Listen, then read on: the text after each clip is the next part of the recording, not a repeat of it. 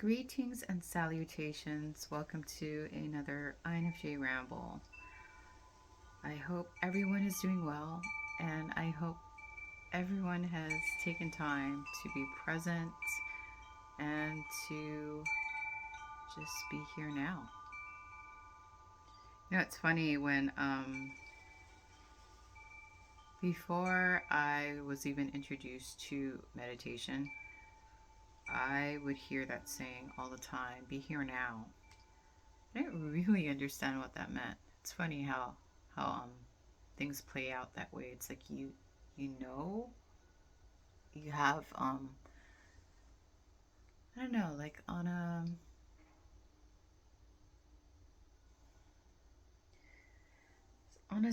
like you have the knowledge. It's just when you don't apply it, you don't really understand what that means, like be here now. What does that mean, be here now? You know? For those, I guess this video is for people who are interested in meditation. I was gonna try and like make a video on that. I know for most people, meditation seems like a difficult feat. I mean, think about it. You're asked to sit in place, close your eyes, and just like, I don't know, do just sit with yourself. This is something that definitely has to be relearned because we have been taught the opposite, right? Like to constantly be doing, constantly be going, constantly be like planning, constantly be like thinking, you know? But that kind of, I don't know. I don't know how to say it. When you're in that state of mind, have you guys heard of the term monkey mind? Monkey mind is just envision like a monkey in a tree just jumping all around. And monkey mind, you know? So I guess meditation is really helpful in making friends with that monkey, getting that monkey to calm down, you know? Yeah, meditation, how do I say this? I feel like meditation is like gym, going to the gym. But instead of going to the gym to work your muscles, you're working this muscle, your brain muscle, you know? So meditation is basically gym for your brain, helping it to slow down, helping it to regulate, helping you to slow it down and helping you to regulate. Um, yeah, so I don't know, like for me, I just kind of like fell upon meditation. It wasn't something that I really knew anything about, and it wasn't something that I was like proactively seeking to participate in. But like I said, when I was on my quest for finding a remedy for suffering, it just happened to present itself to me along the way. Um, I guess the first time I encountered something even remotely close to meditation was in a yoga class that I was not even interested in going to. I had a coworker at the time, and she was like, I want to go to this hot yoga class, and I don't want to go by myself. Do you want to come? And at the time, I was just like, oh, sure.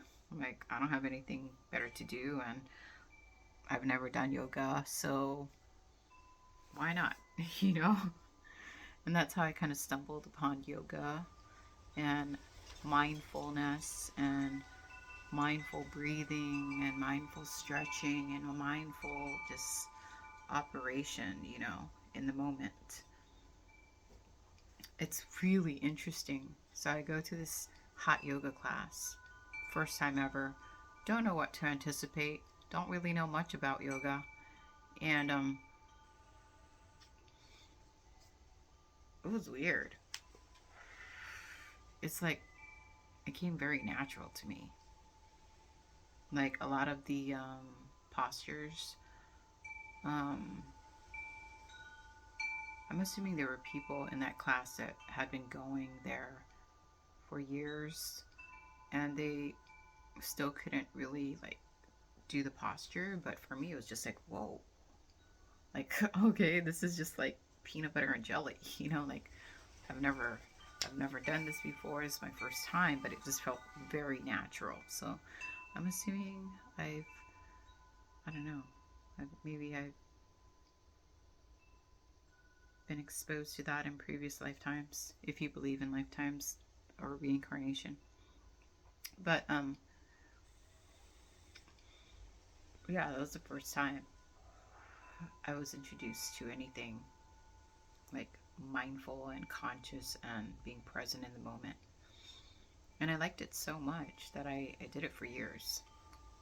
Um, Also,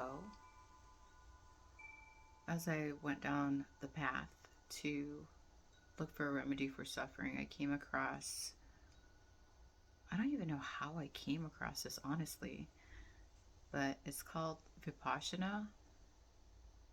I don't know if you guys are familiar with that, but it's basically you start off with a 10-day course, and the course consists of sitting silently for 12 hours a day for 10 days. And there's no talking. There's no you're not supposed to have access to technology, books, or writing materials. You're supposed to just literally sit with yourself for 12 hours a day. And we'd have like bathroom breaks and rest periods and meal periods in between. But most of it was just silent meditation. You couldn't even talk to like the people around you. You couldn't talk to anyone. You just sat with yourself and literally, um, with your eyes closed, you basically sat there and watched your respiration for the first 4 days. Like literally just watching and observing the air going in and out of your nostrils for 4 days, 12 hours. That's it. No talking, no writing, no technology, no books, just being very present with yourself. And then after the fourth day, when I started the courses, they were very strict, but I noticed like as I attended more courses, they just got really lenient and just let people just lie around and stuff. I don't know, that didn't happen when I first did it. Maybe it's a reflection of where I was at mentally at the time. But excuse me. I was gonna say, um, yeah, by the fourth day, like you got to a point where you were in such a heightened state of awareness that you would be very non reactive to sensations in your body. For me, anyway. And by the fourth day, it's like I could hold a posture and not move at all during meditation. And at that point, you would go from observing your respiration to like body scanning,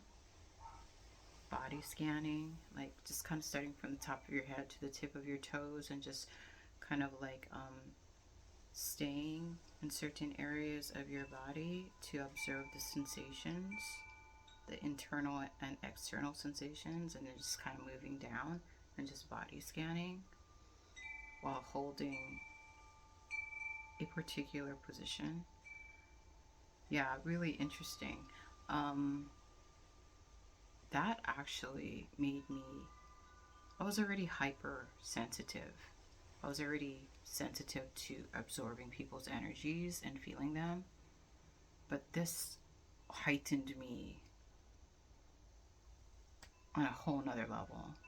Like I remember one time I was lying in my it was in a rainforest on the Big Island of Hawaii, but I remember like one night it was raining heavily, and it's like I was lying in my tent during break time, and I could literally feel every single raindrop, like just energetically, just almost like energetic explosions in my body. Like I could feel, it's like the raindrops weren't touching me, but I could literally feel every single like raindrop energetically just move through my body. We also this in this rainforest there was something called a koki frog, and oh my goodness, I don't know if you guys have heard koki frogs before, but basically the males let out a call that's really high pitched, and hence koki. Like it can't. This is a really poor um, representation of the sound, but it was like koki, koki, koki. Just imagine 10,000 of those frogs in this rainforest going off simultaneously, and I could feel that in my body. Like all of the sounds would just like explode. Yeah, it was very intense, let me tell you. I actually attended 3 courses, and let me tell you, you would think that the more courses you attend, the easier it would get. No,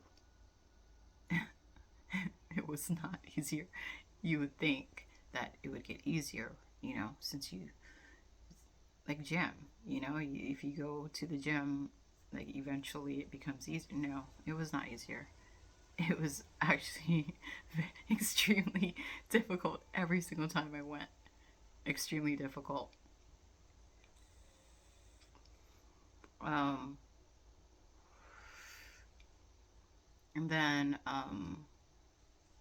some years down the line, I came across this group that was practicing sound and light meditation.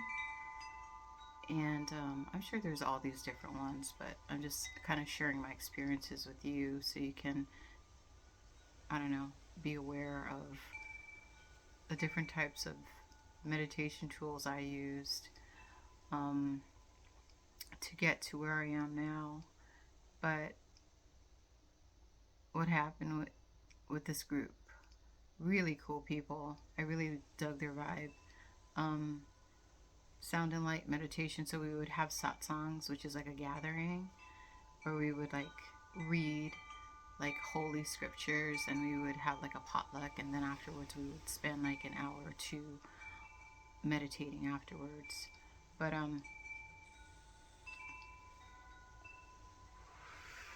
what happened is like you would spend like the first half an hour sitting with your eyes closed, and you would literally observe the lights that happen internally. And believe it or not, yes, if you close your eyes like this in the dark, or not in the dark, whatever, sometimes you'll see just black, but if you like stare long enough, colors will arise. Like I mostly see green, indigo blue, orange, but mostly green and indigo blue. Sometimes like pure white light when I close my eyes. Um, I'm assuming this is just an assumption. I don't have enough knowledge on the matter, but I'm assuming the colors correlate with chakras and the ones that you're honing in on at the time, you know. But after the observing lights for like half an hour to an hour, then we would take our thumbs and we would literally plug our ear holes like this, and we would listen to the sounds inside. And like for me, I always hear like rolling thunder or like drums. It's really interesting. But yeah, I did that. And then I don't know if it's because I'm hypersensitive to energy or, I just, I don't know what it is, but I literally kind of stepped away from doing a lot of these things because it was making me heavily disassociate. Heavily. To the point where, like, I didn't even feel like I was here. Like, I felt like it's like I knew I was in my body and I knew I was in this, like, space, but it almost felt like I wasn't. Or like everything would become dreamlike, and that's how I would go through each day. Like, almost like not even feeling grounded at all in reality, just being somewhere else, but present. It was just making me really like disassociate and detach to a point where I don't think that was healthy. You know, so that's why I had to step away from meditation. Although they recommended that you continue to meditate for 2 to 3 hours a day, and I was like, I tried it, and like I said, I just became so disassociated and so detached that I didn't even feel like I was here. It was weird. Or everything just felt like a trance like state, but I was awake and I was under no influence. It's just like my mind had just, I don't know. I don't know how to say it. Maybe I'm sure everybody is different. But now I think I don't really need to sit in place because I feel like meditation helps you to become more present in the here and now, and very like I want to say like non-reactive to the things that happen around you or inside of you, which ultimately makes you feel like a high level of calmness and peace. I think that's why people need to meditate in order to get their mind to enter that type of space. But for me, it's just like I spend so much time alone and I'm so sensitive that I think if I were to like meditate on an extreme level, like I would just become disassociated. But yeah, it's just there to prime you to be present, honestly. Because if you think about it, like if you're not consciously breathing or consciously sitting or consciously observing something like in the moment, you I think the average person's mind is just freaking all over the place. And I have tendencies to do that too, but I also am aware that I'm doing it and I can also bring myself back at will. You know what I mean? Whereas I don't think most people are even aware that their mind is doing that, nor do they have the tools to stop it at will. Like for instance, like I could sit here right now and just literally think of nothing, you know? But if I wanted to really investigate something, or my curiosity led me to like investigate something, then yeah, I would like consciously unlock that and like go into like you know different spheres of my mind.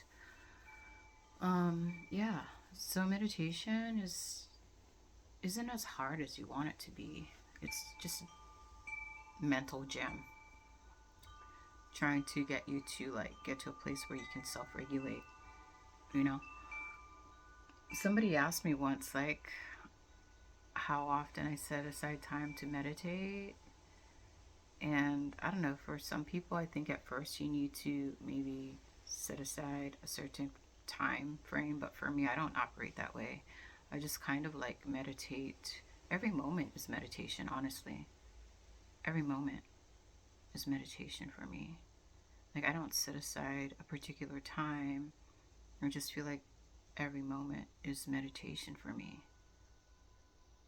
Like, whether I'm sitting here in place, whether I'm taking a puff off of this, whether I take a sip of water, if I'm interacting with someone else, if I'm out in the world, I just feel like every moment for me is meditation. And I don't know about you guys, but some things that I've encountered aside from disassociating, um,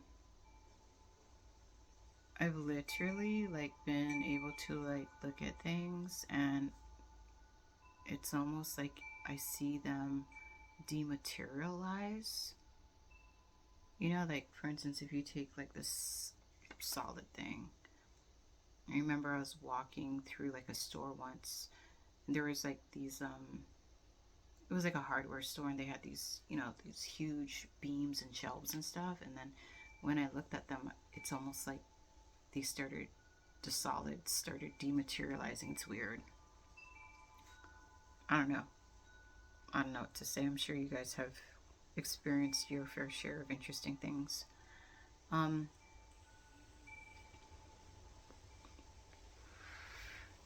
I don't know. I've been talking for some time. I don't know if anything I said was useful. But yeah, I just feel like meditation is just mental gym. It's getting you to get the monkey in your mind to chill so that you get to a point where you can self regulate and you can also be very present in the moment. You know, instead of like constantly trying to pre plan things and forecast, because I used to do that, but I do realize that came from a place of fear and anxiety, you know, not trusting the universe, not trusting the process, not trusting divine timing, you know? And then people who spend too much time in the past, which I don't really do it. I do it on occasion, but I'm not fixated on the past because it's gone, you know? I'm always kind of like, not even like I'm present, but constantly like in a state of stepping forward with presence, you know? Anyways, if you learned something cool, if you didn't, that's cool too. I apologize for the sound. I know. Um, Somebody left a comment, and I will definitely. In fact, I was looking for a microphone to like purchase so that the audio could be improved on my videos. I didn't realize it was like the background noise was so overpowering, but thank you for the suggestion, and I definitely have taken it into consideration. I hope you're happy. I hope you're well. I hope you are feeling blessed. And thank you for being here. Amen.